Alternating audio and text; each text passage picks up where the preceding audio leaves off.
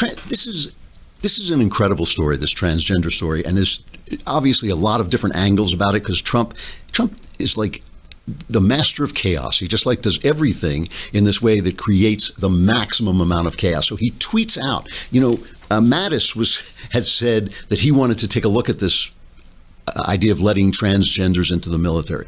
And he said he was going to look at it for 6 months. They were going to ban it, or they didn't know they were going to ban it. And suddenly, without informing the Pentagon, apparently, Trump just tweets out, the commander-in-chief just tweets out, after consultation with my generals and military experts, please be advised that the United States government will not accept or allow. That was the first tweet. And there's just a pause. Transgender individuals to serve in any capacity in the U.S. military. Our military must be focused on decisive and overwhelming victory and cannot be burdened with the tremendous medical costs and disruption that transgenders in the military would entail. Thank you. The first thing I thought about was Corporal Klinger. Does anybody remember Corporal Klinger? You remember the TV show MASH? It was about the MASH unit in Korean War, and Corporal Klinger wanted to get out of the military so badly that he would always wear a dress because that would be a sign that he was a psychological problem. This is what Donald Trump. It seems like this that Donald Trump is trying to prevent. What are you doing? Can't a guy have a wash and set without somebody biting him on the neck? Biting who? I was biting you. No, you weren't. You were biting me. Klinger, what are you doing in here? Just borrowing a little of your shampoo, Major. It's wartime. We all gotta help each other. No, we don't. You get out of here, you pervert. Pervert? Who bit who, Major? This has got to stop. This has got to stop. So anyway, I mean, Trump this was like the rollout of that anti-immigration thing, remember the travel ban, remember the chaos that he caused with this. And it is really funny because with Trump at this point, there is so much chaos. Just to deal with the chaos part of it first, there's so much chaos that people have begun to think that it's kind of like a strategy, here's Sheldon Whitehouse, senator, very, very liberal senator, and he just says this is a distraction. Doesn't have the aura of seriousness. It looks like he's trying to throw yet another shiny object out there to distract people from what's going on with Russia. And as usual, when he throws a shiny object, he figures out a group that he thinks is vulnerable and just tries to be mean to them. Yeah. So he's trying to distract from the Russia investigation, but that is actually continuing. Here it is. You are all hereby found guilty of the crime of witchcraft. I sentence you hags to be burned at the stake until you are deemed fit to re-enter society.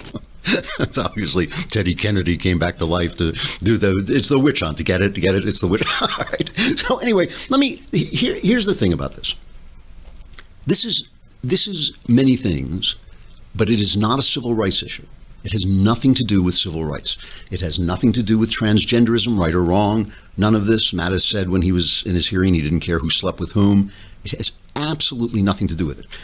One of the problems we have in America, it really is a problem. It's like one of those what they call an uptown problem, or actually what they call now a white girl problem, because it's a problem. It's an easy problem. It's because we are so far away from questions of survival, of questions of necessity. We are so rich, so well protected that we have these conversations in a bubble of protected fantasy where we're not even talking about what we're talking about. So people are saying, "Oh, it's a civil rights, the poor transgender person." I mean, it has nothing, absolutely nothing to do with this. It really is amazing what they always do. They always do this on television, especially, but actually, this is the news media, the left-wing news media. That's all it is. They bring on individuals who, let's say, in this case, they brought on a transgender SEAL, the Canadian Broadcasting Company. I just use this because I know it's Canada, but it's typical. They bring in Rachel Clark, a transgender Marine. Okay, and here's the anchor woman introducing this. Just listen to this few seconds. Rachel Clark is a transgender activist who served in the U.S. Marine Corps. She joins me now in studio. Thanks so much for coming in today. Thanks for having me. First of all, I want to get your impressions of this policy. How does this policy make you feel?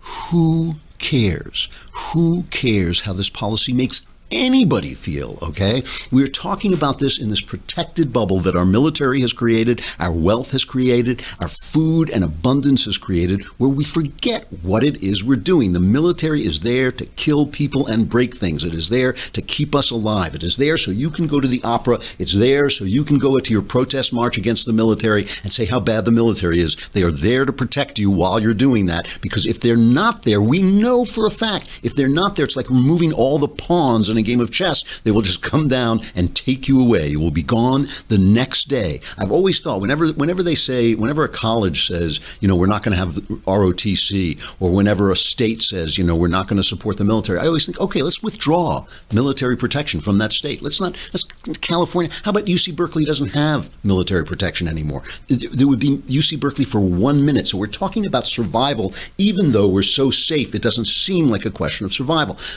There are a million things that will keep you out of the military. An eating disorder, if you have ADHD, that can keep you out of the military. If you have mood disorder, any kind of depression.